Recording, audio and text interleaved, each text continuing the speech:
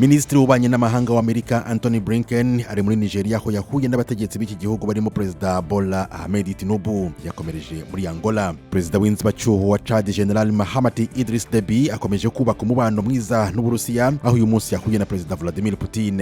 Uyu yemereye Chad inkunga yatuma iki gihugu gitekana. Muri Tanzania ababarirwa mu bihumbi birayi mu mihanda yo mu murwa mukuru i Dar es Salaam, aho bigaragambiriza ko itegeko rigenga amatora rihindurwa. Niyo myigaragambyo ikomeye ibaye nyuma y'uko leta ikuriye inzitizi abatavuga rumwe n'ubutegetsi bigaragambya ku mwaka ushize. Polisi yo muri Afurika y'Epfo yatangaje ko yataye muri yombi umugabo w'imyaka 29 ufite ahuriye n'impfu z'abantu 70 bapfiriye mu nyubako y'amagorofa 5 yahiye umwaka ushize. Ni nyuma y'uko we ubwe abyaturiye abashinzwe iperereza. Muri Central Africa gahunda y'uburezi iterwa inkunga n'umuryango mpuzamahanga na banki y'isi irashaka gufasha abanyeshuri 99 mu rwego rwo guhangana n'ibipimo by'uburezi biri hasi muri iki gihugu.